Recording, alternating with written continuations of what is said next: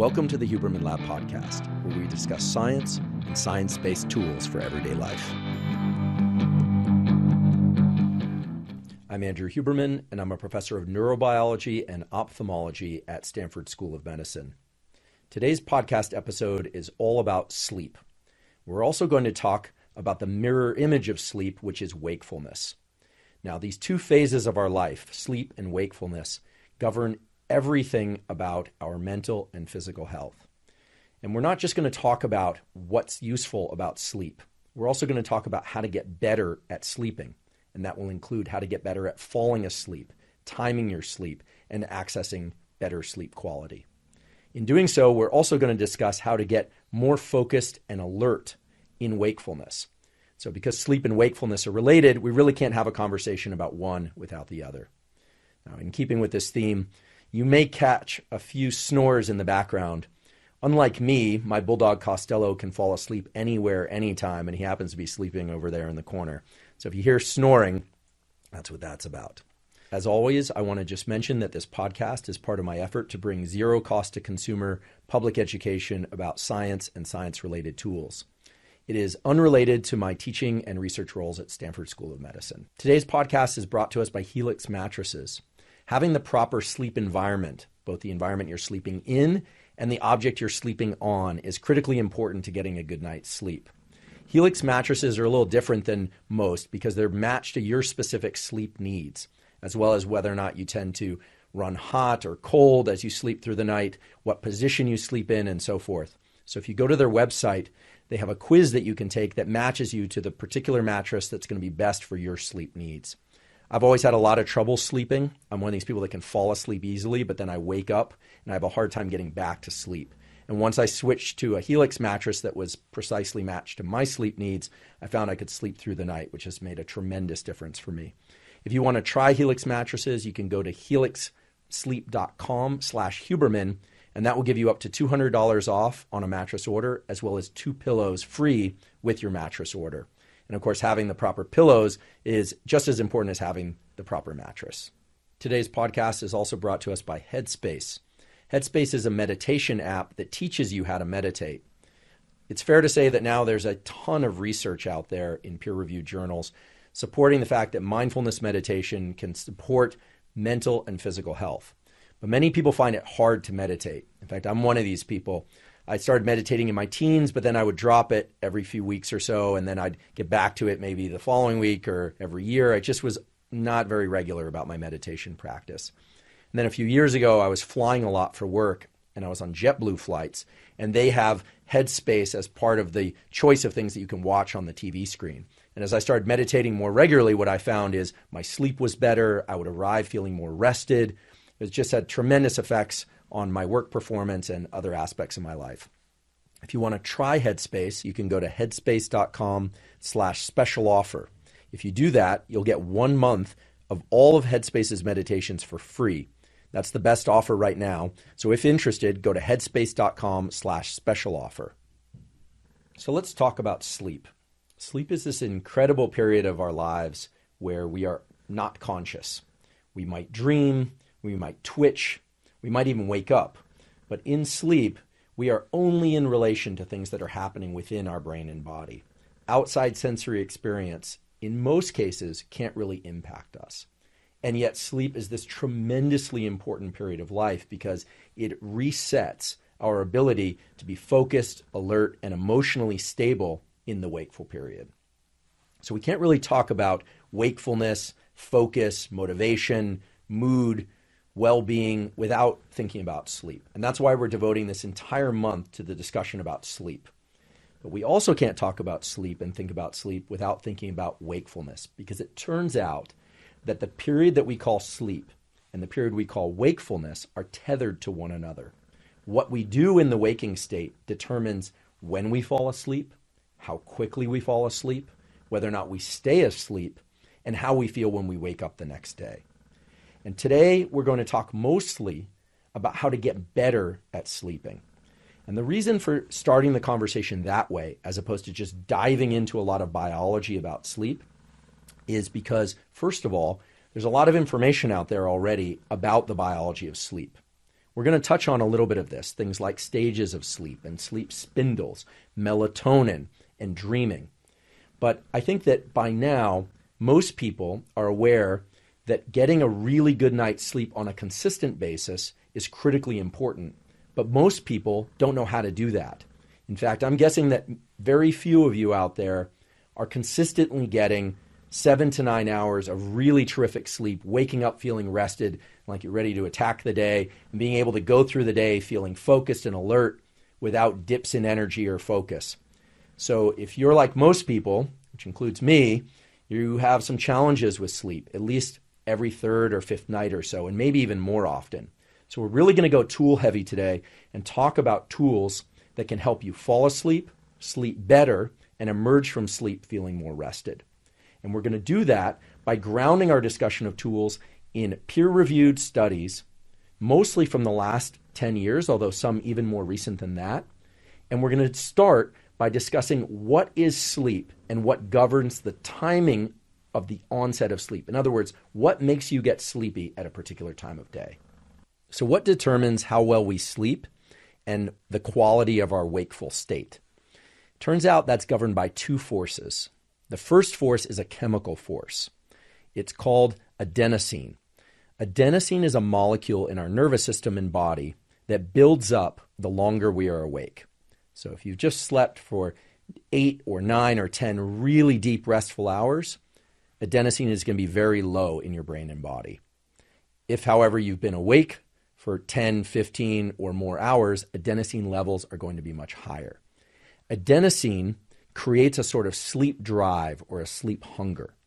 And actually, hunger is the appropriate word here, because for most of what we're going to discuss today, we can think of it in an analogous way to nutrition. Your nutrition and how well you feel after you eat certain foods, your overall level of fitness and your cellular health and your heart health isn't governed by any one food item that you might eat or not eat. It's governed by a number of different factors: how often you eat, how much you eat, which items you eat, etc., and what works best for you. In the same way, your sleep and your wakefulness are the product of kind of the average of a number of different behaviors. How long you've been awake is a key one because of this molecule adenosine. So the reason you get sleepy when you've been up for a while is because adenosine is creeping up steadily the longer you've been awake. And a good way to remember this and think about adenosine is to think about caffeine. Caffeine, for most people, except a very small percentage of people, wakes them up. It makes them feel more alert. In fact, some people are so sensitive to caffeine that they feel jittery if they drink it even in small amounts. Other people can drink large amounts of caffeine and not feel jittery at all. Caffeine acts as an adenosine antagonist. What that means is that when you ingest caffeine, whether or not it's coffee or soda or tea or in any other form, it binds to the adenosine receptor. It sort of parks there, just like a car would park in a given parking slot. And therefore, adenosine can't park in that slot. Now, when caffeine parks in the adenosine receptor slot, nothing really happens downstream of that receptor. The receptor can't engage the normal cellular functions of making that cell and you feel sleepy. So the reason caffeine wakes you up is because it blocks the sleepiness receptor. It blocks the sleepy signal. And this is why when that caffeine wears off, adenosine will bind to that receptor, sometimes with even greater what we call affinity, and you feel the crash. You feel especially tired. Now, I'm not here to demonize caffeine. I love caffeine. I drink it in the morning and I drink it in the afternoon. But I'm one of these people that either because of my tolerance or because of some genetic variations that exist among people in terms of their adenosine receptors, I can drink caffeine as late as 4 or 5 p.m. in the evening and still fall asleep just fine. Some people can't have any caffeine at all or can't have any caffeine past 11 a.m. or else their sleep is totally disrupted. All of this has to do with the relationship between adenosine and these adenosine receptors, genetic variation, things that are very hard to find out except experimentally, meaning each of you needs to decide and figure out for yourselves whether or not you can tolerate caffeine and at what times of day you can tolerate caffeine in order to still fall asleep easily and get good sleep. So rather than demonize caffeine or say that, everyone can drink caffeine until late. You need to figure out what's right for you. Caffeine has a lot of health benefits. It also, for some people, can be problematic for health. It can raise blood pressure, etc.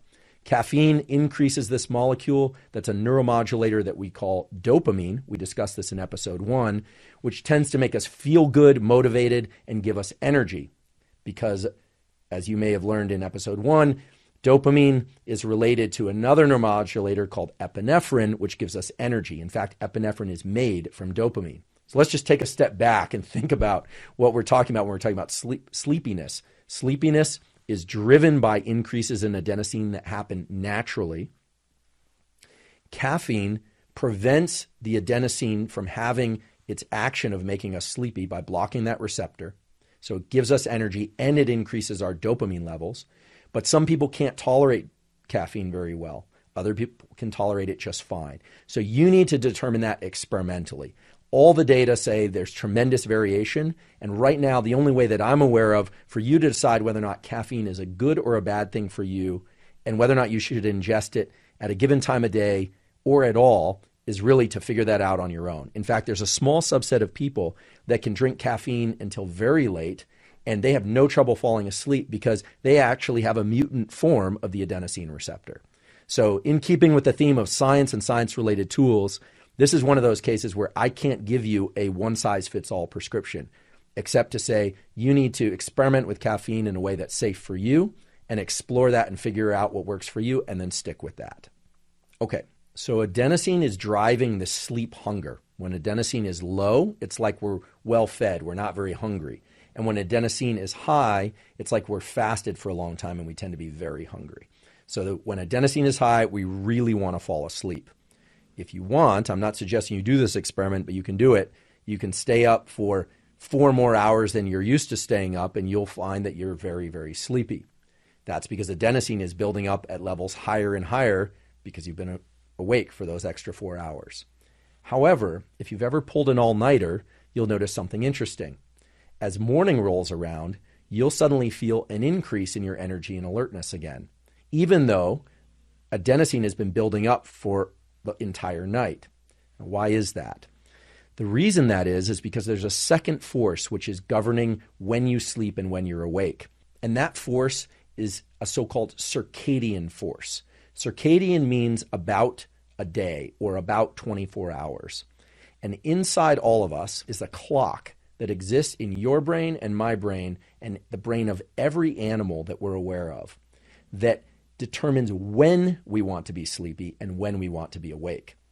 Just think about it. We don't go through the day wanting to fall asleep every 30 minutes and then feeling like we're wide awake. Our sleep and our period of sleepiness tends to be condensed into one block, typically one 6 to 10 hour block, although there's also variation in terms of how much people want to sleep. And we're going to discuss how you can diagnose your absolute sleep need, as well as how to recover sleep that you've lost. That block of sleep and when it falls within each 24-hour cycle is governed by a number of different things. But the most powerful thing that's governing when you want to be asleep and when you want to be awake is light. And in particular, it's governed by sunlight. Now, I can't emphasize enough how important and how actionable this relationship is between light and when you want to sleep. It's quite simple on the face of it. And it's quite simple to resolve, but people tend to make a big mess of this whole circadian literature, frankly. So let's just break it down from the standpoint of what's going on in your brain and body as you go through one 24-hour day. Let's start with waking. So regardless of how well you slept at night or whether or not you were up all night, most people tend to wake up sometime around when the sun rises. Maybe not right at sunrise, but within an hour or 2 or maybe 3 of sunrise. Now, I realize there are night shift workers and there are people traveling and experiencing jet lag where this is not going to be the case. We are going to deal with jet lag and shift work at the end of this podcast. But for most people, we tend to wake up about the time that the sun is rising or so. And as we do that, adenosine levels tend to be low if we've been asleep for reasons that you now understand. And our system generates an internal signal that is in the form of a hormone. Now, I've talked a lot about neuromodulators and neurotransmitters. I haven't talked a lot about hormones yet on this podcast. The definition of a hormone is it's a substance, a chemical, that's released from one organ in your body that goes and acts on other organs elsewhere in your body, including your nervous system. When you wake up in the morning, you wake up because a particular hormone called cortisol is released from your adrenal glands. Your adrenal glands sit right above your kidneys, and there's a little pulse of cortisol. There's also a pulse of some, and when I say a pulse, I just mean the release of a little bit. There's also a pulse of epinephrine, which is adrenaline, from your adrenals and also in your brain, and you feel awake. Now, that pulse of cortisol and adrenaline and epinephrine might come from your alarm clock. It might come from you naturally waking up. But it tends to alert your whole system in your body that it's time to increase your heart rate, it's time to start tensing your muscles, it's time to start moving about. It's very important that that cortisol pulse come early in the day, or at least early in your period of wakefulness. I say that because some people are waking up at 8 p.m. and are sleeping all day. But it's very important that that pulse of cortisol occur early in the day and that it happens all at once. It sort of sets a rising tide of cortisol in your system. Now, many of you have probably heard about cortisol in relation to stress. And indeed, as we go through our day and our life, different stressors, different events happen in our life that make us feel more alert. Some of the more stressful ones might be looking at your credit card bill and seeing what seems to be a fraudulent charge, or looking at your phone and suddenly seeing a text that something you thought was going to happen at a particular time is not going to happen, or you're running late. Those will tend to increase norepinephrine and epinephrine and adrenaline in your system. And if they're severe enough, you'll start getting some pulses of cortisol released from your adrenals throughout the day. But there's this normal, healthy, rising tide of cortisol that happens early in the day. And I say healthy because it wakes you up. It makes you feel alert. It makes you feel able to move and wanting to move and to go out your day for work, for exercise, for school, for social relations, etc. So when you wake up in the morning is when that cortisol pulse takes off. And something else important happens. A timer is set in your body and in your nervous system that dictates when a different hormone called melatonin, which makes you sleepy, will be secreted from a particular brain region. So let's talk about that. When you wake up in the morning and you experience that rise in cortisol, there's a timer that starts going, and these are cellular timers, and they're dictated by the relation between different organs in your body, that says to your brain and body that in about 12 to 14 hours, a different hormone, this hormone we're calling melatonin, will be released from your pineal gland. So there's two mechanisms here, a wakefulness signal and a sleepiness signal. And the wakefulness signal triggers the onset of the timer for the sleepiness signal. Now that sleepiness signal that we call melatonin that's released from the pineal comes only from the pineal. Unless you're taking exogenous melatonin, you're supplementing with melatonin, the only source of melatonin in your body is going to be this pineal gland. So let's talk about the pineal gland for a second. The pineal gland is a gland that sits kind of in the little structure near, for the aficionados out there, it's kind of near the fourth ventricle. It's about the size of a pea. Descartes, the philosopher, said that the pineal was the seat of the soul. He said that because it's one of the few structures in the human brain that there's only one of them. You know, most structures, there's one on either side of the brain, so-called bihemispheric, but the pineal, there's only one.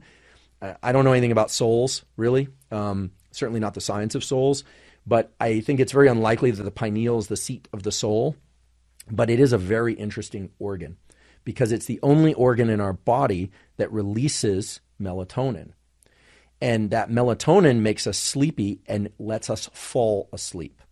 Now, I'm guessing that many of you are probably asking, should I take melatonin? My personal bias on this is, except in rare cases, no, for the following reason. Melatonin has a second function, which is that melatonin also suppresses the onset of puberty. In kids, and especially in babies, melatonin isn't just released in the evening, 12 to 16 hours after we wake. Melatonin is released chronically or tonically throughout the day and night. And that chronic or tonic release of melatonin is known to suppress some of the other hormones in other regions of the brain that trigger the onset of puberty. Now, if you or your child has been taking melatonin, don't freak out. As always, any kind of supplement or anything that you're going to take or think about taking, you really need to consult with your doctor. I've said this many times on this podcast, and it's in the show notes, etc. But before you remove anything or add anything to what you're already doing, please do consult with a healthcare professional. However, melatonin is known to suppress the onset of puberty, so much so that regular cycled periods of melatonin release from the pineal really correlate with the onset of puberty and early adulthood. Meaning, as we start secreting melatonin only at night, that's also when we tend to transition out of puberty. Now, there are a lot of things that correlate in our nervous system, so it doesn't necessarily mean it controls it. But in this case, we know, based on lots of data, endocrinology and so forth, that melatonin suppresses the onset of puberty. So supplementing melatonin could be problematic for that reason. But if you've already gone through puberty, it could also have some impact on other hormone systems in your body. So that's why I personally don't like to use melatonin to fall asleep. There's another reason, which is that melatonin will help you fall asleep, but it won't help you stay asleep. And many people who take melatonin find that they wake up 3 to 5 hours later unable to fall back asleep. Part of the reason for that might be that melatonin purchased, you can buy it over the counter in most areas of the world, even though it's a hormone, which is a little unusual. You can't just go into a pharmacy, at least in the US, and buy testosterone or cortisol or estrogen. You need a prescription, but you can go buy melatonin for whatever reason. I don't know the reasons for that legality. But it's been shown many times, and now I'm borrowing from some items that were in Matt Walker's book, Why We Sleep, where he stated there is evidence that in commercially available melatonin, the amount of melatonin has been tested for various brands, and it can range anywhere from being 15% of what's listed on the bottle. Okay, so if they list this is 100 milligrams, would be a tremendously high dose. It turns out it's only 15 milligrams in that particular pill or capsule, or up to 400 times more than what's listed on the bottle. So it's completely unregulated. And so for those of you taking melatonin, I will discuss at the end of the podcast some other potential alternatives that are probably safer and don't have these issues. So should you take melatonin? My personal bias is no, but for many people, they find that it does help them. And so if you do find it helps you, then just consider what I'm saying in light of the other practices that you're doing and talk to your healthcare professional. Okay, so the rhythm of cortisol and melatonin is what we call endogenous. It's happening in us all the time without any external input. In fact, if we were in complete darkness, living in a cave with no artificial lights whatsoever, or we were in complete brightness where we never experienced any darkness, these rhythms of cortisol and melatonin would continue. You would have a bump in cortisol or a pulse in cortisol that would drop off with time, and then melatonin would come up about 12 to 14 hours later. But these endogenous systems of our body, which are both hormonal and neural, were set so that external things could govern when they happen. Now, this takes us back to episode 1 of the podcast that if you haven't listened to already, you might want to listen to, where we talked about sensation and perception and all that. I'm not going to review it again here, but there's one particular sensory event, one particular influence on your nervous system that determines when that cortisol is going to start to rise. So if you were in complete darkness, it would happen once per 24-hour cycle, but it would be somewhat later and later each day. Whereas under normal circumstances, what happens is you wake up, and what happens when you wake up? You open your eyes. When you open your eyes, light comes into your eyes. Now, the way this system works is that you have a particular set of neurons in your eye. They're called retinal ganglion cells. You don't have to remember that if you don't want to, but these retinal ganglion cells are brain neurons. Again, the retina is just the one piece of your brain, actually 2 pieces, because most of you have 2 retinas, that resides outside the skull per se. When light comes into the eye, there's a particular group of retinal ganglion cells or type of retinal ganglion cells that perceives a particular type of light and communicates that to this clock that resides right above the roof of your mouth called the suprachiasmatic nucleus. Okay? So I know this can get a little complicated, but these retinal ganglion cells, when you open your eyes, light comes in and an electrical signal is sent to this central clock we call the suprachiasmatic nucleus. And the suprachiasmatic nucleus has connections with essentially every cell and organ of your body. Now, it's vitally important that we get light communicated to this central clock in order to time the cortisol and melatonin properly. When I say properly, I can say that with confidence because we know, based on a lot of evidence, that if you don't get your cortisol and melatonin rhythms right, there are tremendously broad and bad effects on cardiovascular health, dementia, metabolic effects, learning, depression, dementia. In fact, there's so many negative effects associated with getting this wrong that I don't want to go into it in too much detail. In fact, I feel like we've been bombarded with all this information about how we're not sleeping well, we're not sleeping at the right times, we're not sleeping enough, to the point where people now have sleep anxiety. If they can't sleep well for a night, they're feeling overwhelmed by that, and it's sort of now they're stressed about not being able to sleep, which is making it harder to sleep, etc. I really want to focus on what we can do to anchor these systems properly.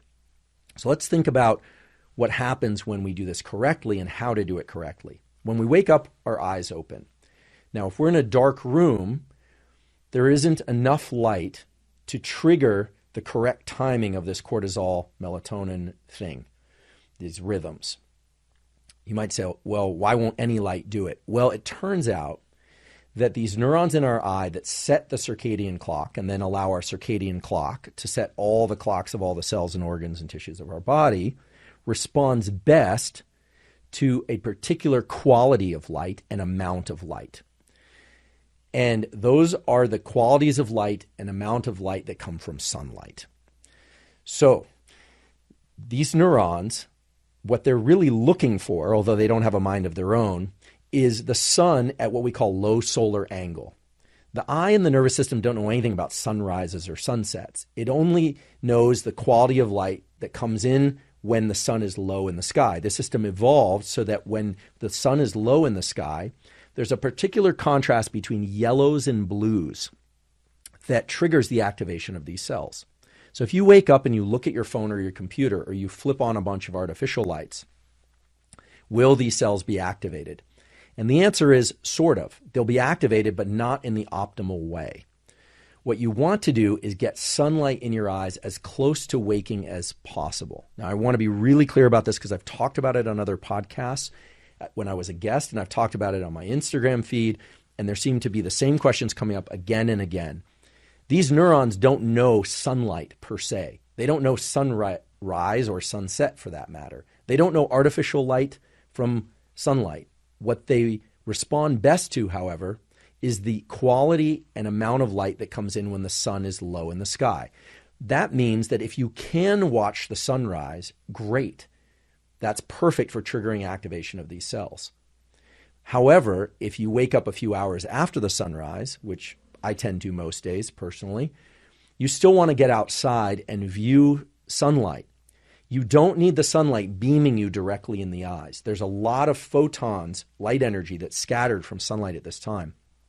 But the key is to get that light energy from sunlight, ideally, into your eyes. Now, I know many of you are already asking, well, I live in Scandinavia, or I can't get sunlight. There's buildings around me, etc. We will get to all of that. But it's critically important that you get outside to get this light. I had a discussion with a colleague of mine, Dr. Jamie Zeitzer, who's in the Department of Psychiatry and Behavioral Sciences at Stanford, a world expert in this, and he tells me that it's 50 times less effective to view this sunlight through a window, through a car windshield, or through a side window of a car than it is to just get outside with no sunglasses and view light early in the day. Now, if you can't see the sunrise, like I said, you can see this within an hour or two of sunrise, but it has to be low solar angle. Once the sun is overhead, the quality of light shifts so that you miss this opportunity to time the cortisol pulse. And that turns out to be a bad thing to do. You really want to time that cortisol pulse properly.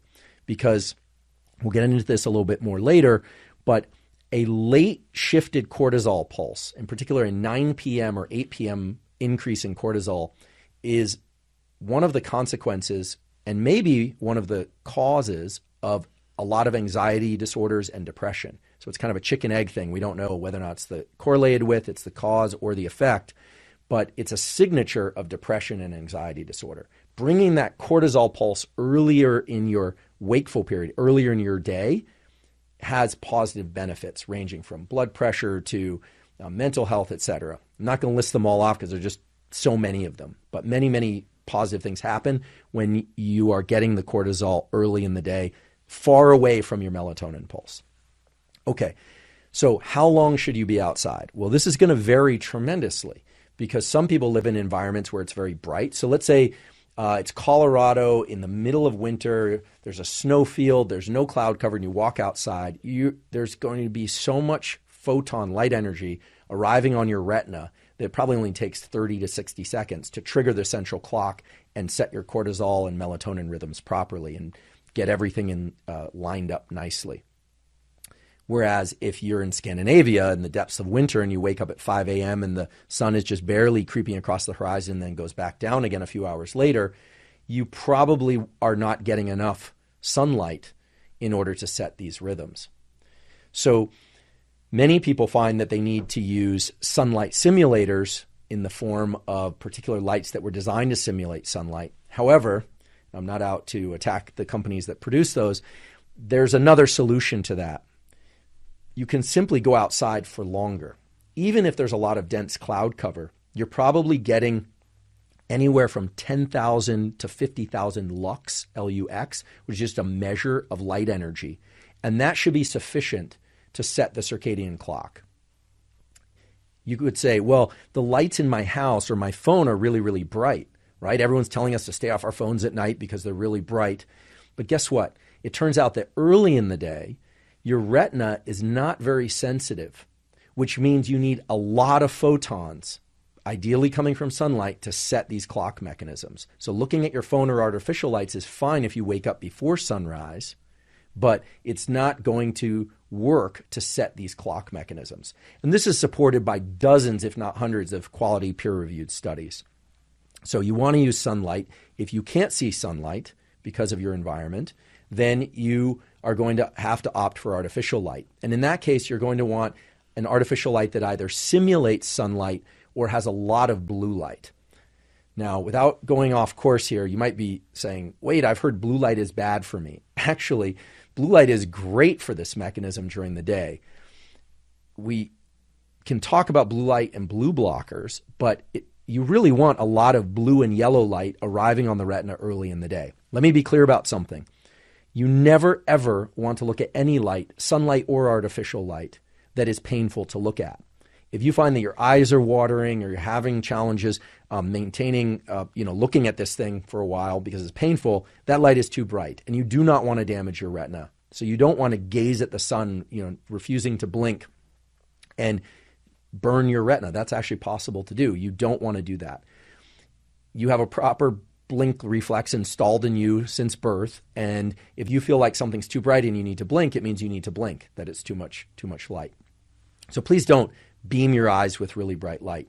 But blue light, in particular blue light and yellow light coming from sunlight, is ideal. If you're going to get it from artificial light because you can't get enough sunlight, well then artificial lights that are rich in blue wavelengths are going to be ideal for setting this mechanism. A lot of people will say, I should be wearing blue blockers throughout the day. No, that's the exact wrong thing. If you're going to use blue blockers, we can talk about that. That should be reserved for late in the evening because light suppresses melatonin.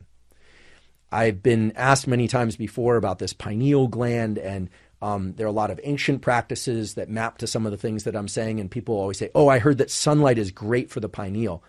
Well, perhaps, but we have to be careful about that phrase. Sunlight inhibits the pineal. It prevents it from releasing melatonin.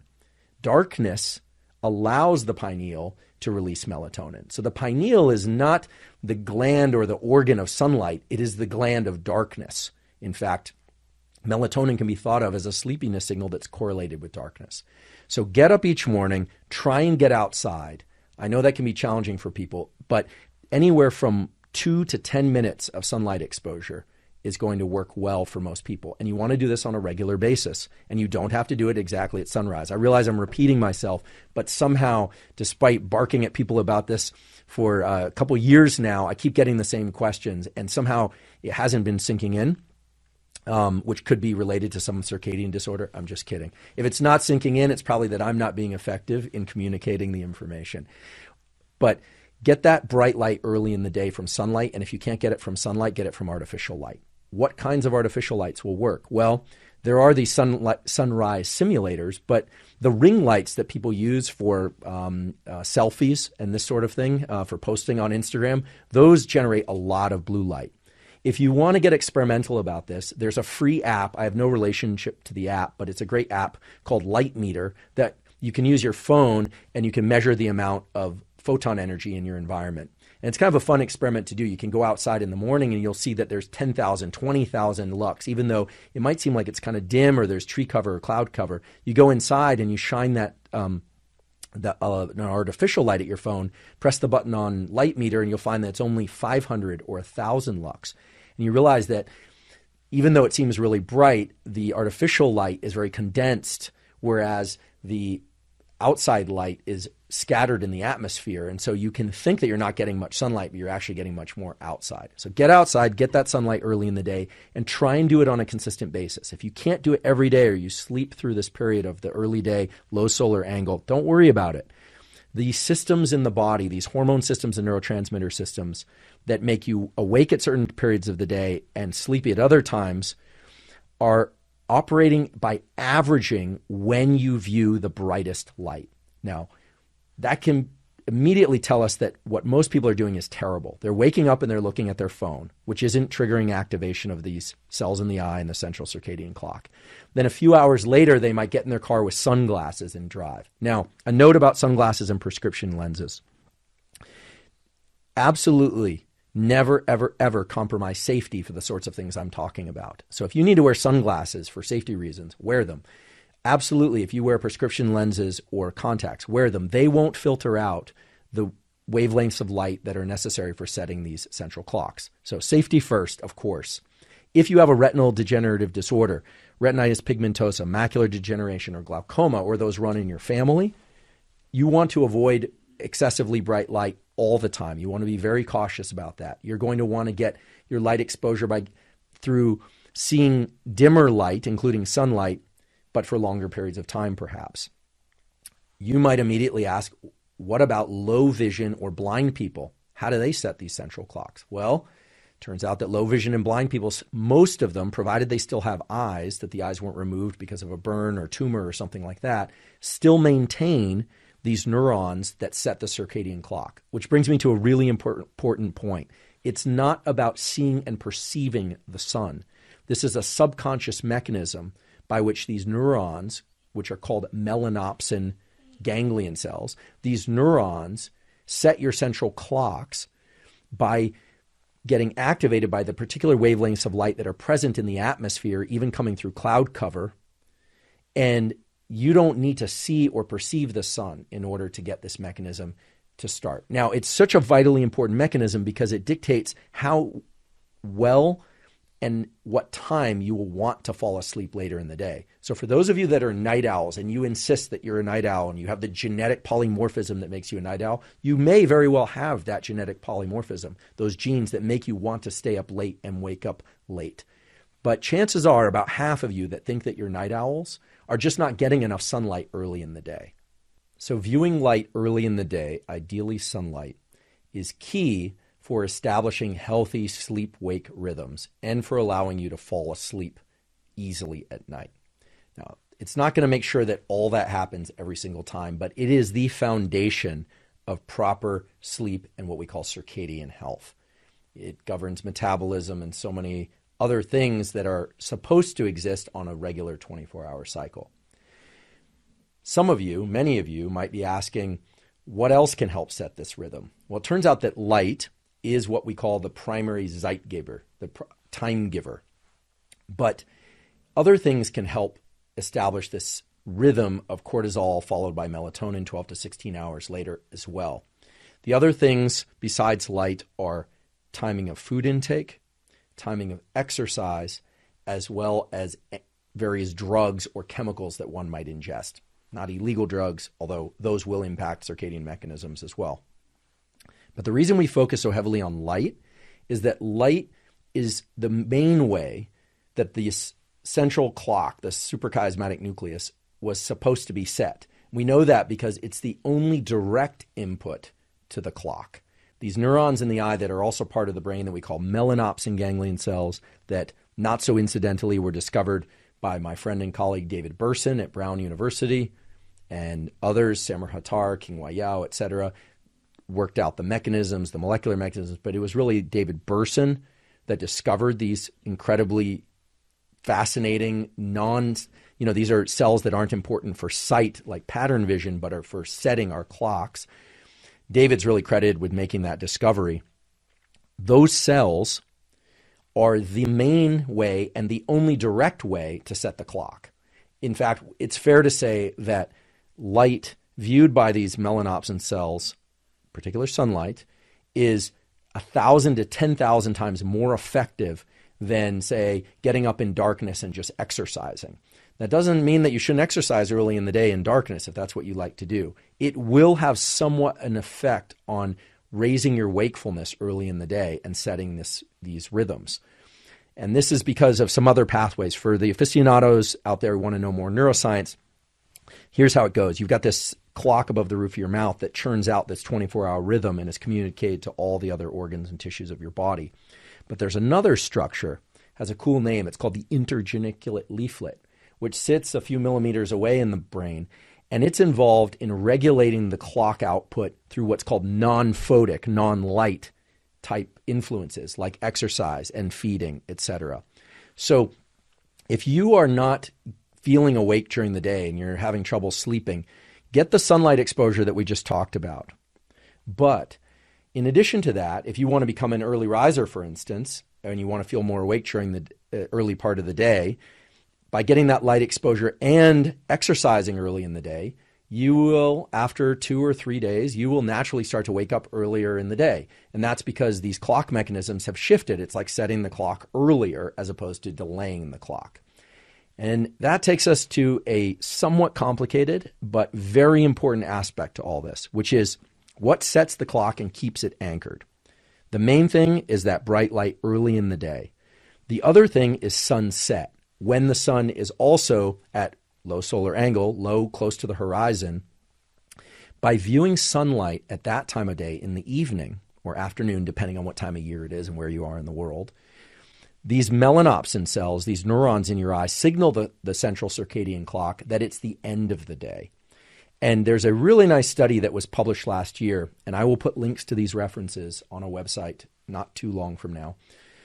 There was a really nice study that showed that viewing sunlight around the time of sunset, doesn't have to be just crossing the horizon, but circa sunset, within an hour or so of sunset, prevents some of the bad effects of light in preventing melatonin release later that same night.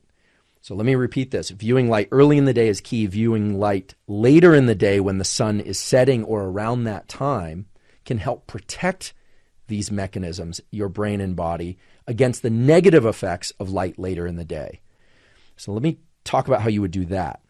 You'd go view the sunset, or you would go outside in the late afternoon or evening. Again, if you safely can do that with sunglasses off, you will. If you need to wear sunglasses, fine, but it will take probably 100 to 1,000 times longer with dark sunglasses than if you take them off. Again, if you want to do this through a window at work, that's fine, but it'll take 50 times longer. So the best thing to do is just to get outside for a few minutes, anywhere from 2 to 10 minutes, also in the afternoon. Having those two signals arriving to your central clock, that your body, your internal world knows when it's morning and knows when it's evening, is tremendously powerful. Maybe think about it this way. Every cell in your body needs glucose and energy. It needs, whether or not it gets that from meat or it gets it from ketones or it gets it from carbohydrates or fruit or vegetables, doesn't matter. It is eventually converted into a certain form of energy that all your cells use. But you don't take glucose, you don't take a bread or a steak or a nice orange and shove it in your ear. You put it in your mouth, it goes into your stomach, it's digested, and then that resource is distributed to all the cells of your body. Every cell in your body needs oxygen, and you don't put a hose, through your nostril or through your ear or through some other orifice in your body. You inhale air, and it's then distributed via the lungs to the cells in your bloodstream, and then it's distributed to all the organs of your body. Every cell and organ in your body needs light information. And the way to get that light information to all those cells, because you have a thick skull and dark, inside of you is dark inside your skin, there's no sunlight getting in there, is by viewing sunlight with your eyes at the 2 times a day that I'm referring to. Okay, that's the only route. There was a study published in Science, an excellent journal, well over 10 years ago, that showed that light shown on the back of the knee could set these circadian rhythms. That study was retracted, and unfortunately most people don't know that it was retracted. There were some experimental flaws that people were actually viewing light through their eyes. That study was repeated. Turns out there is no extraocular photoreception in humans. Whatever somebody tells you that light to the skin or light to the wherever is beneficial for your health, we can talk about that, but there's no way that light information is setting your clocks. You need these cells in your eyes to perceive or to see light at the particular times of day that I'm referring to. Some animals, like snakes and other reptiles, actually have a hole in the top of their skull to get light information directly to their pineal to suppress melatonin. We don't have that hole. I mean, most of you don't have holes in your skull. These holes in your skull that we call the sockets for the eyes are actually there primarily to allow light information to this central clock. And then vision and pattern vision and color vision came much later in evolution. We know this on the basis of genetic studies we get to discuss in a future podcast. So get that light information to the cells of your brain and body by viewing sunlight at the 2 times a day that I referred to. There's always a lot of questions about how long, how much, how do I know if I've had enough? You'll know because your rhythm will start to fall into some degree of normalcy. You'll start to wake up at more or less the same time each day. You'll fall asleep more easily at night. Generally, it takes about 2 or 3 days for these systems to align. So if you've not been doing these behaviors, it's going to take a few days, but they can have tremendous benefits and sometimes rather quickly on a number of different mental and physical aspects of your health. Now let's talk about the bad effects of light, because light is not supposed to arrive in our system at any time. And nowadays, because of screens and artificial light, we have access to light at times of day and night that normally we wouldn't. Now, earlier I said that you need a lot of light, in particular sunlight, to set these clock mechanisms.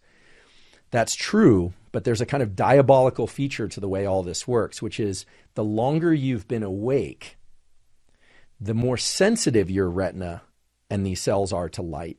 So that if you've been awake for 10, 12, 14 hours, it becomes very easy for even a small amount of light coming from a screen or from an overhead light to trigger the activation of the clock and make you feel like you want to stay up later, make it harder to fall asleep and disrupt your sleep pattern. Okay, so the simple way to think about this is you want as much light as is safely possible early in the day, morning and throughout the day, including blue light. So take those blue blockers off during the day unless you have a real issue with screen light sensitivity. And you want as little light coming into your eyes, artificial or sunlight, after, say, 8 p.m. And certainly you do not want to get bright light exposure to your eyes between 11 p.m. and 4 a.m. And here's why. David Burson, who I mentioned before, and another friend and colleague, Samar Hattar, who's director of the chronobiology unit at the National Institutes of Mental Health, published a paper in Cell, which is a journal, another excellent journal, very high stringency, showing that light that arrives to the eyes between 11 p.m. and 4 a.m. approximately suppresses the release of dopamine, this neuromodulator that makes us feel good, is sort of an endogenous antidepressant, and can inhibit learning and create all sorts of other detrimental effects. It does this through a mechanism, for those of you who want to know the neural pathways, that involves light to the eyes that's then signaled to a structure called the habenula. The habenula looks like two little bat ears sitting right in the middle of your structure in your brain called the thalamus. Don't worry about these names if you're not interested in this stuff. If you are, these are just avenues to explore. When that habenula gets activated, it's actually called the disappointment nucleus because it actually makes us feel less happy and more disappointed and can lead to certain forms of depression in the wakeful state. Now, if you wake up in the middle of the night and you need to use the bathroom, or you're on an all-night flight and you need to read or whatever it is, fine. It's, every once in a while, it's not going to be a problem to get bright light exposure to your eyes in the middle of the night. But if you think about our lifestyle nowadays and being up late looking at phones, even if you dim that screen, you're triggering this activation because your retinal sensitivity and the sensitivity of these neurons has gone up late in the day. Now, I'm not here to dictate what you should or shouldn't do, but for those of you that are experiencing challenges with mood, those of you that have anxiety, learning problems, issues focusing, the questions I usually get are, how can I focus better? Well, we will get to that, but one of the best ways you can support your mechanisms for good mood, mental health, learning, focus, metabolism, etc., is to take control of this light exposure behavior at night and not get much or any bright light exposure in the middle of the night.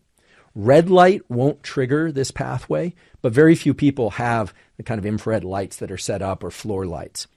And that brings me to an important point, which is about the location of light. This hasn't been discussed much out there, I don't think. These cells in our eye, these neurons that signal the central clock, reside mostly, not exclusively, but mostly in the bottom half of our retina. And because we have a lens in front of our retina, and because of the optics of lenses, that means that these cells are actually viewing our upper visual field. There's an inversion of the visual image, etc. You can look that up if you want to learn more about retinal optics. It's fascinating, but not the topic for today. These cells are in the bottom half of your retina mostly, and so they're viewing the overhead visual space around you. This is probably not coincidental that these cells were essentially designed to detect sunlight, which is overhead, of course. So if you want to avoid improper activation of these neurons, it's better to place lights that you use in the evening low in your physical environment, so on desktops or even the floor, if you want to go that way, as opposed to overhead lights. So overhead fluorescent lights would be the worst. That would be the worst case scenario. Lights that are overhead that are a little bit softer of the sort of yellow or reddish tints would be slightly better, but dim lights that are set low in the room are going to be best because they aren't going to activate these neurons and therefore shift your circadian clock. So that's a goal. Some people like Samer, the Hattar that I mentioned earlier, he turns his home basically into a cave in the evenings. Candlelight actually does not trigger activation of these cells. So candlelight and fireplaces and campfires are fine. Dim lights, very dim lights are fine, and lights low in the physical environment. Of course, the problem with candlelight and fireplaces is the fire hazard, but you're smart people. You know what to do about that. Don't burn down whatever structure you're in, including forests, please. So keep the lights low in your environment. What if you wake up in the middle of the night and you find yourself watching TV or on the computer? And, well, in that case, you might want to wear blue blockers, and you certainly would want to dim the screen.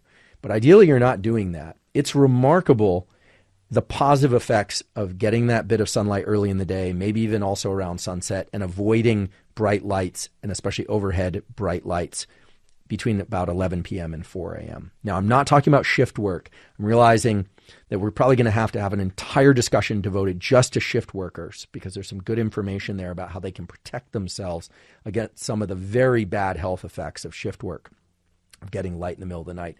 But we rely on shift workers, and they're super important to culture and society and the economy.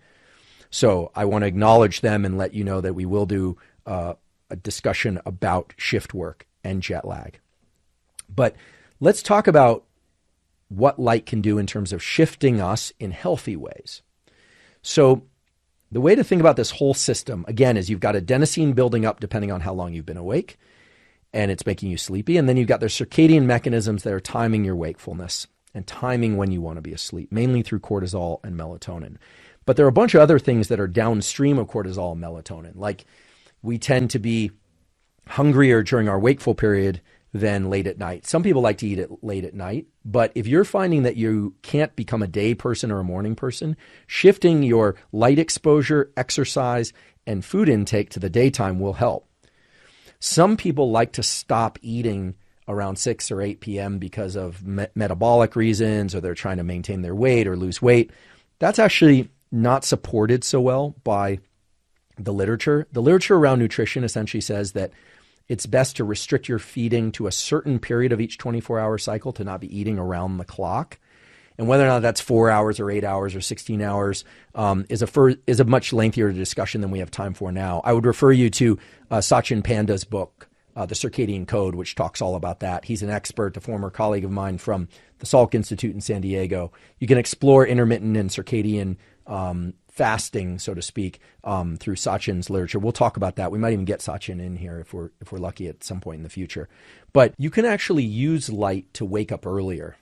Jamie Zeitzer and colleagues did a beautiful study showing that if you turn on the lights before waking up, so around 45 minutes to an hour before waking up, even if your eyelids are closed, provided you're not under the covers, after doing that for a few days, that increases your total sleep time and shifts forward the time at which you feel sleepy. It makes you want to go to bed earlier each night.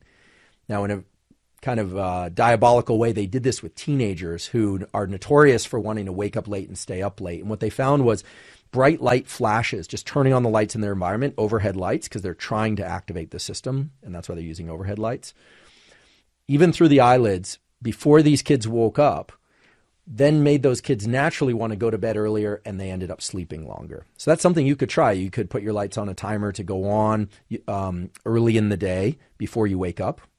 You could open your blinds so that sunlight is coming through. Now, again, if you curl up under the covers, then it's not going to reach these neurons. But it's remarkable the light can actually penetrate the eyelids, activate these neurons, and go to the central clock. That study illustrates a really important principle of how you're built, which is you have the capacity for what are called phase advances and phase delays. And I don't want to complicate this too much. So the simplest way to think about phase advances and phase delays is that if you see light late in the day, and in particular in the middle of the night, your brain and body, for reasons that now you understand, will think that that's morning light, even though it's not sunlight, because you have this heightened sensitivity. And it will phase delay. It will delay your clock. It will essentially make you want to get up later and go to sleep later. So if you get light exposure too late in the evening or in the middle of the night, it's going to make it hard to want to wake up the next morning early and to go to bed early. The opposite is also true. If you wake up early, say, 6 a.m. or 7 a.m. and get light exposure, or even earlier, 4 a.m., and get light exposure, it will phase advance your clock. Okay, it's going to make your clock think it's earlier, and you'll want to wake up earlier. So the simple way to think about this is if you're having trouble waking up early and feeling alert early in the day, you're going to want to try and get bright light exposure even before waking up, because it will advance your clock. It's sort of like turning the clock forward. Whereas if you are having trouble waking up early, you definitely don't want to get too much light exposure or any light exposure to your eyes late in the evening and in the middle of the night, because it's just going to delay your clock more and more. So rather than get into the specifics of everybody's situation, because there are many of you out there with different situations and lifestyle requirements, etc., the way to think about this is that you have these internal mechanisms of adenosine and circadian clocks, and they're always operating. And what you're trying to do is provide them anchors. You're trying to provide them consistent, powerful anchors so that your cortisol, your melatonin, and then everything that cascades down from that, like your metabolism and your ability to learn and your sense of alertness, your dopamine, your serotonin, all that stuff is timed regularly. One of the reasons why there's so much challenge out there with focus and anxiety and depression, there are a lot of reasons for that. But one of the reasons is that people's internal mechanisms aren't anchored to anything regular. Now, this doesn't require being neurotically attached to getting up at a very specific time, going outside, viewing the sunlight, same time every day. These systems, again, will average, but if you can provide them consistent light anchors early in the day and in the evening and avoiding light at night, you will be amazed at the tremendous number of positive effects that can come from that at the level of metabolic factors, hormones, and just general feelings of well-being. In fact, most of us are familiar with what it is to not sleep well and all the terrible effects that has. Maybe one night you're fine, 2 nights even. For the new parents out there, I sympathize with you. But most people are not familiar with what it is to sleep really, really well on a consistent basis. And when you start doing that by controlling your sleep environment, right? Get the proper sleep surface, get the proper pillow, get the temperature in the room right, get your light exposure right. Start timing your exercise at normal periods or times throughout the day and week. It's amazing how many other biological systems just naturally fall in line. And this is why whenever people ask me, what should I take? Which is one of the most common questions I get. What supplements should I take? What drugs should I be taking? What things should I be taking? The first question I always ask them is, how's your sleep? And 90% of the time they tell me they either have trouble falling asleep or staying asleep, or they don't feel rested throughout the day. A brief note about naps.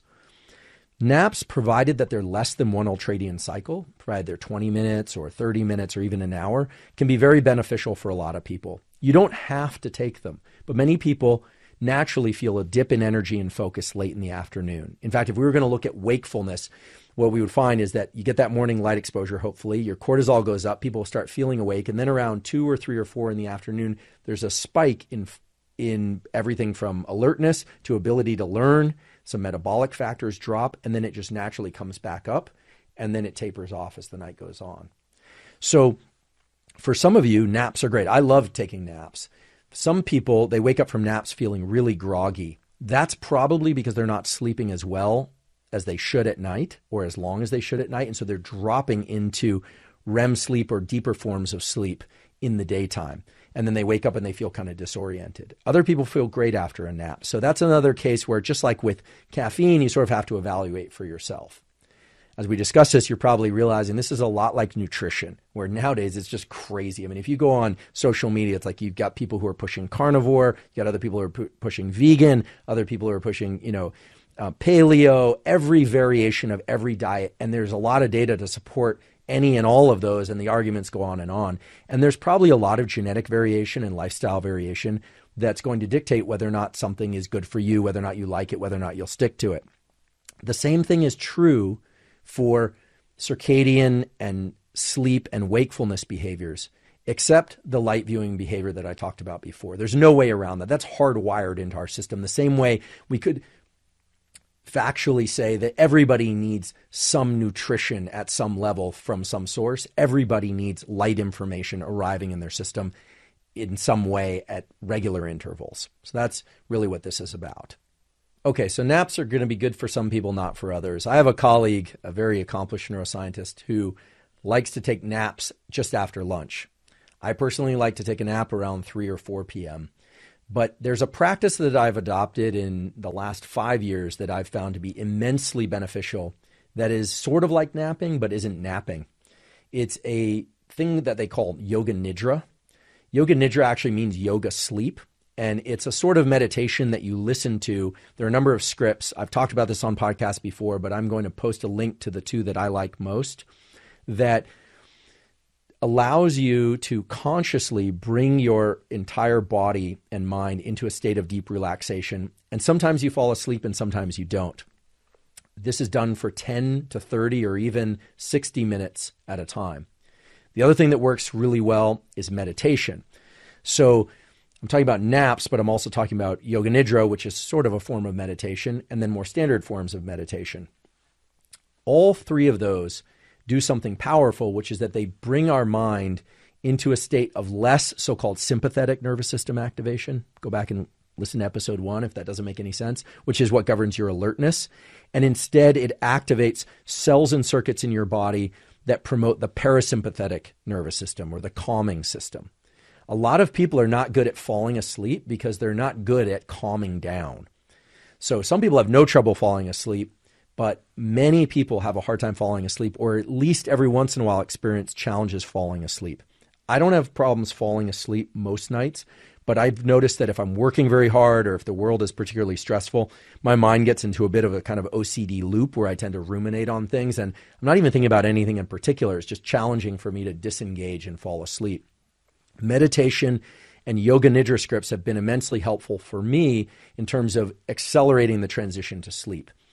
So they involve taking a few minutes, 10 to 30 minutes or so, just like you would for a nap, and just listening to a script almost passively. And it has you do some particular patterns of breathing and some other kind of body scan-like things that can really help people learn to relax, not just in that moment, but get better at relaxing and turning off thinking in order to fall asleep when they want to do that at night. There's another thing that's similar to this, which is certain forms of hypnosis for sleep. For that, I'll just refer you to the website of a colleague and collaborator of mine, David Spiegel, who's our Associate Chair of Psychiatry and Behavioral Sciences at Stanford. He's developed a website, which is Reverie, Reverie, health.com, so reveriehealth.com, that has a lot of science-supported, clinically supported hypnosis scripts that essentially take the brain into states of deep relaxation for sake of rewiring the brain and neuroplasticity. But one of those scripts that's there and is available free is for sleep. And we'll talk more about hypnosis at a later time because it has a ton of other effects that aren't just limited to sleep. So a period of time each day that you devote to getting better at falling and staying asleep is actually a really good practice to adopt. The other thing about these practices like meditation, yoga nidra, and hypnosis is people always say to me, well, when should I do them? And I always say, well, the best time of day to do it is when you first wake up in the morning, provided you've gotten your sunlight already, anytime you wake up in the middle of the night, or any time of day. In other words, they're always good for you because it's a training mechanism by which you self-train your nervous system to go from a state of heightened alertness that you don't want to heightened relaxation that you do want. And so it's really teaching you to hit the brake. And that brings us to an even more important point, perhaps, which is we've all experienced that we can stay up if we want to, right? If we want to stay up late on New Year's or we want to push an all-nighter, some people can do that more easily than others, but we're all capable of doing that. But it's very hard to make ourselves fall asleep. And so there's a sort of asymmetry to the way our autonomic nervous system, which governs this alertness, calmness thing, the sympathetic and parasympathetic nervous system, there's an asymmetry there where we are more easily able to engage wakefulness and drive wakefulness. We can force ourselves to stay awake than we are able to force ourselves to fall asleep. And one of the things that I say over and over again, and I'm going to continue to say over and over again, is it's very hard to control the mind with the mind. When you have trouble falling asleep, you need to look to some mechanism that involves the body. And all the things I described, meditation, hypnosis, yoga nidra, all involve exhale emphasized breathing, certain ways of lying down and controlling the body. We're going to get into breathing in real depth at another time. But all of those involve using the body to control the mind rather than trying to, wrestle your mind into a certain pattern of relaxation. So earlier in episode 1, I talked about the Mobius strip, this continuous loop that is the brain-body relationship or the mind-body relationship. And when we're having trouble controlling the mind, I encourage people to look towards the body.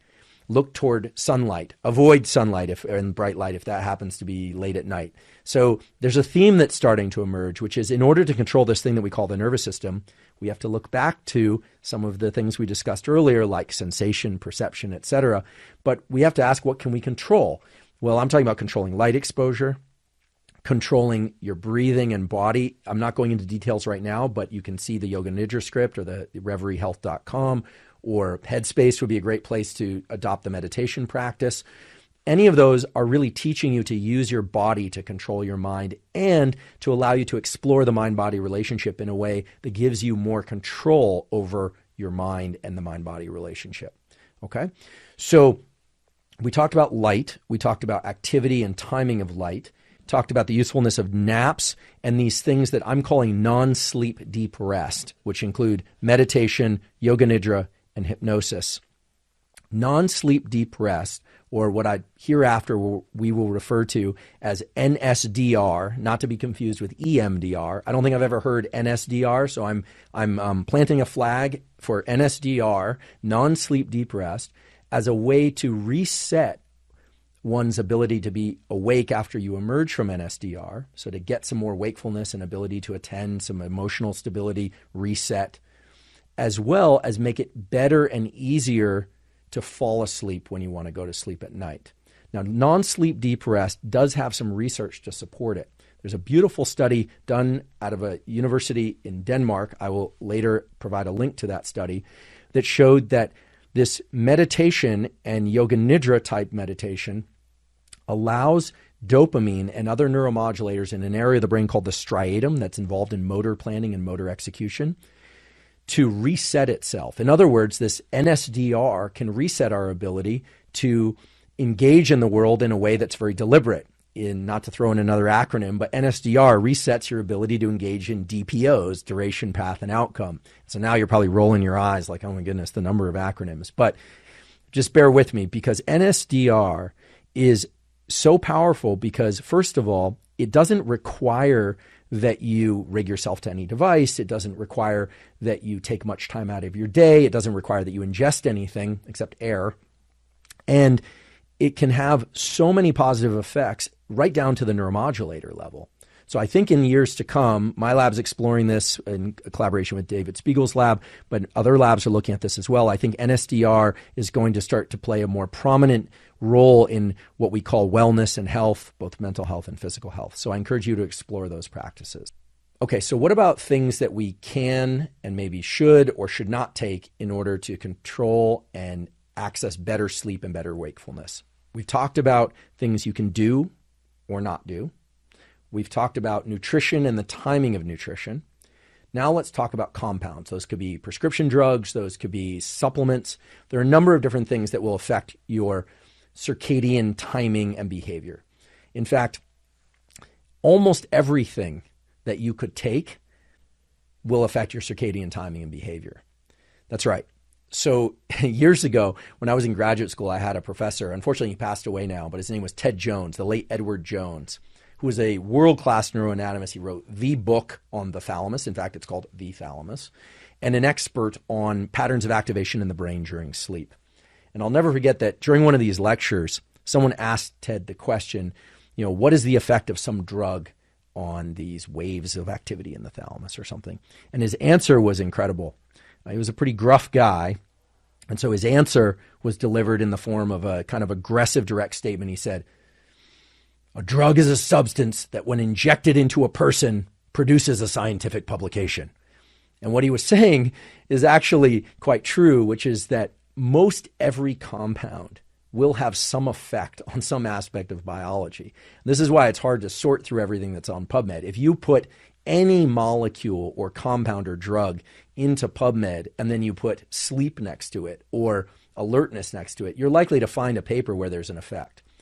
But that's not necessarily telling you that that drug is useful or helpful for that. What it's telling you is that anytime you change what you take or you stop taking something, say you're taking sleeping pills, Ambien or whatever it is, and you stop taking them, your sleep behavior will change. Let's say you take an aspirin and you don't normally take aspirin. You will shift your circadian rhythm. Now, you might not shift it perceptibly. You might not create problems for yourself, but anytime you ingest a compound at high potency, you're going to provide some shift to your circadian rhythm. Now, that said, there are a couple things that are directly in line with the biology related to falling and staying asleep and directly in line with the biology of wakefulness. There's a whole category of things like stimulants, cocaine, amphetamine, and prescription stimulants that are the prescription ones were designed for the treatment of narcolepsy. So things like modafinil or armodafinil that are designed to create wakefulness. They are all essentially chemical variants of things that increase epinephrine and dopamine. Now, of course, I'm of the standpoint that things like cocaine and amphetamine are just across the board bad. They have so many addictive and terrible effects.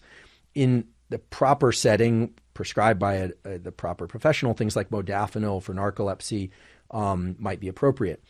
I know that a lot of people out there take Adderall even though they haven't been prescribed Adderall, in order to increase wakefulness.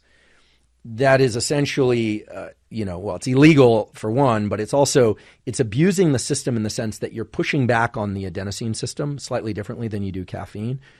It will make you feel more alert. There tends to be a heavy rebound, and they do have an addictive potential.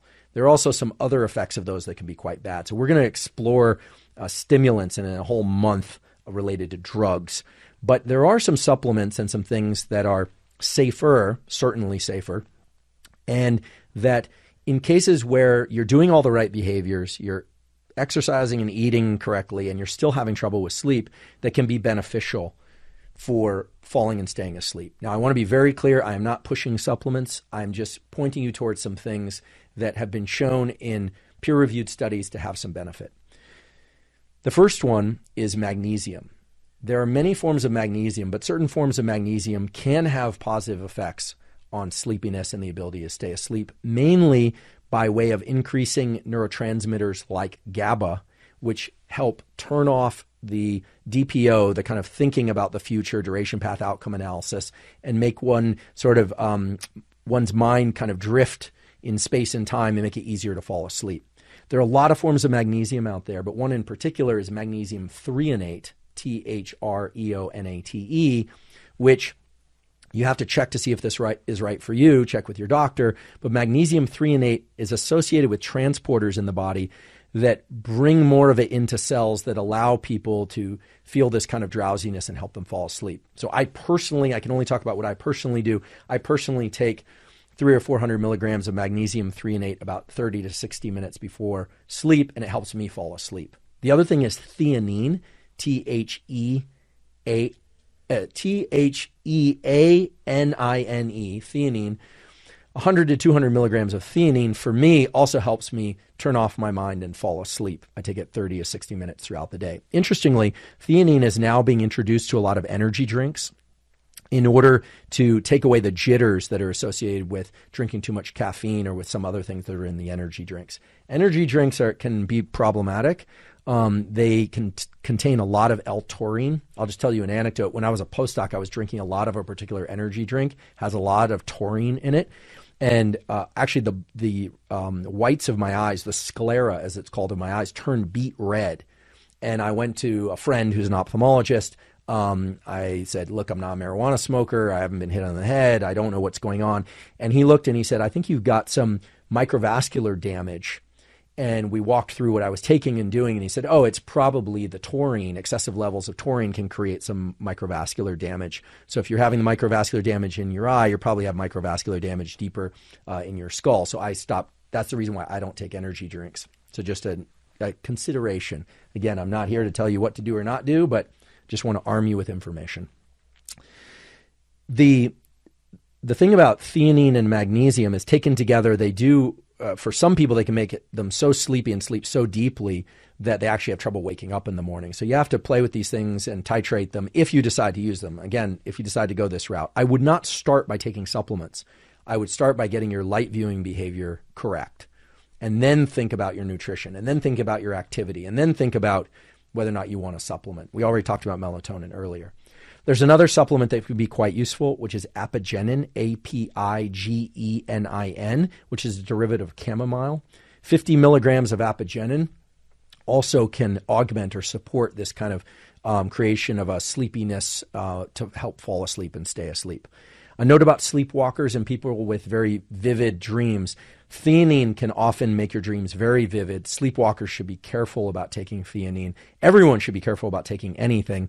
And don't take anything without consulting your board-certified MD or healthcare professional first, okay?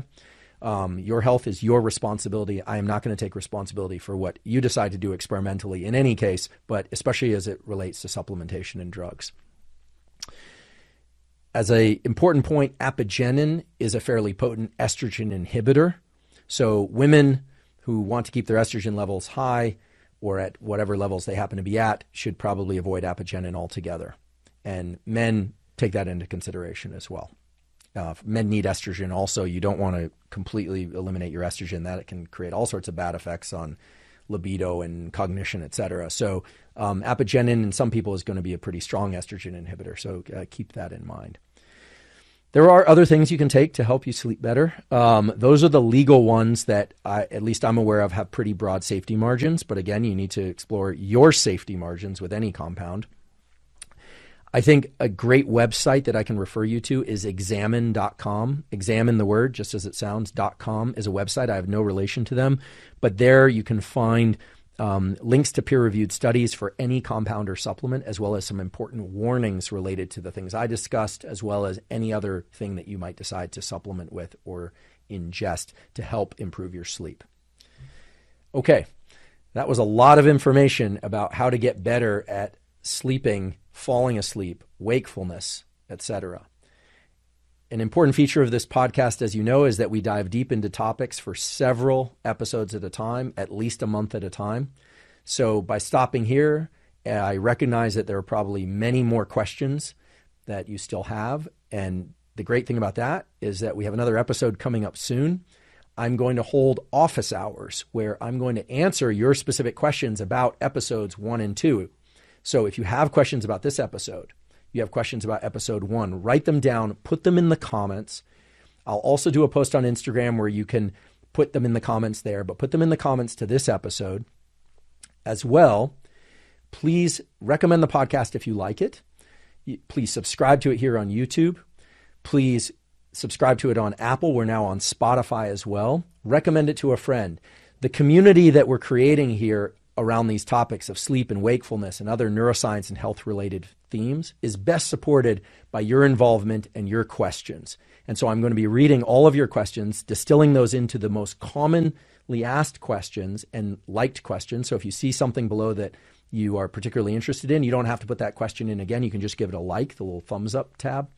And if you're listening to this on Spotify or Apple, please go to YouTube, subscribe and put your question there, or check out the Huberman Lab Instagram and you can put your questions there so that next episode I can answer those questions and then we can move forward even more deeply into these critical topics around sleep and wakefulness so that you can be armed with all the information and resources that you need. Last but not least, a number of you have very graciously asked how you can support the podcast. The best way to support the podcast is to subscribe on YouTube or one of the other platforms. We're now on Spotify and Apple. And the other way you can really support the podcast is to check out our sponsors, which were discussed at the beginning. So thank you so much for your time and attention. And above all, thank you for your interest in science.